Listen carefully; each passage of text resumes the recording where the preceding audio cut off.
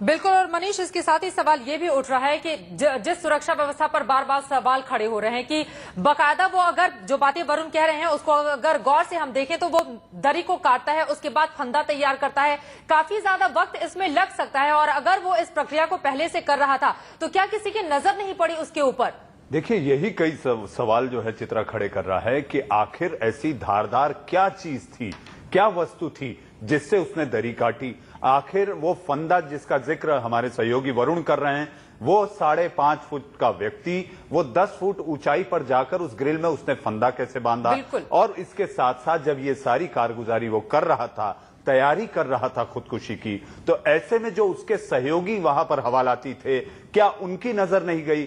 क्या उस वार्डन की नजर नहीं गई? क्या उस जेलर की नजर नहीं गई? जो राउंड बीट ऑफिसर होता है उसकी नजर नहीं गई? और हम अगर बात करें तो हमारी तीसरी नजर, जिसे सीसीटीवी कैमरा कहते हैं, उनकी नजर नहीं गई। और अगर सीसीटीवी की नजर गई तो वो उसको जो मॉनिटर कर रहे थे वो कर्मचारी क्या कर रहे थे? ऐसे बहुत सारे सवाल हैं जो लगातार राम सिंह की खुदकुशी या मौत कहना चाहिए, क्योंकि इस पर उसके पिता और परिवार वालों ने आरोप लगाया है कि वो खुदकुशी नहीं, वो मारा भी गया है। तो इन सारी चीजों में खुदकुशी कहना भी अभी थोड़ी जल्दबाजी होगी जब तक कि पोस्टमार्टम रिपोर्ट नहीं आती। लेकिन हाँ, में इतनी देरी हुई है, उसके पीछे कारण आपको क्या नजर आते हैं? क्या चूंकि कुछ टीमें वहां पर जा रही थी जांच करने के लिए ग्राउंड जीरो पर, इस वजह से उसके शव को देर से ले जाया गया है? नहीं, मुझे ये लगता है कि तिहाड़ प्रशासन जिस तरीके से मीडिया का दबाव जमावड़ा वहां पर है उससे सकपकाया हुआ था।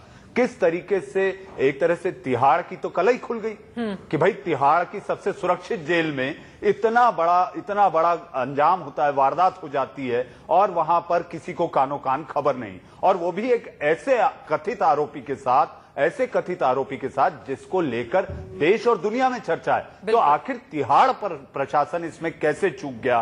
तिहाड़ प्रशासन की अंदर की व्यवस्था क्या है?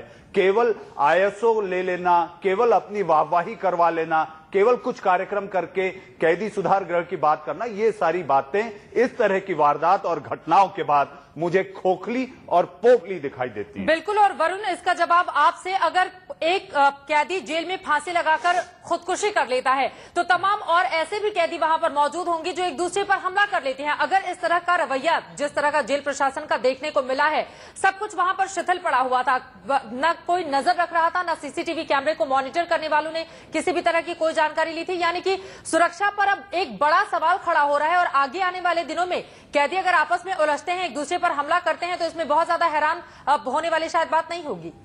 इसमें जो चाकू बनाया प्लेट को, देखिए आपको बता दूं जो तिहाड़ जेल है भारत की सबसे हाई सिक्योरिटी जेल है। और जो राम सिंह था जिस जेल में बंद था, जेल नंबर 3, वो भी हाई सिक्योरिटी जेल थी। ऐसी high security jail Tihar jail, ऊपर से वो जेल नंबर 3 जो कि खुद ही हाई सिक्योरिटी जेल है, सेंसिटिव कैदियों को रखा जाता है, उसका उस जेल के अंदर आत्महत्या कर लेना बिल्कुल अपने आप में सवाल खड़े करता है कि कहीं ना कहीं प्रशासन की लापरवाही है। क्योंकि और ये कोई पहला मामला नहीं है, इससे पहले भी कई बार इस तरह की घटनाएं हुई है कि जेल के अंदर कैदियों ने आत्महत्या की हो।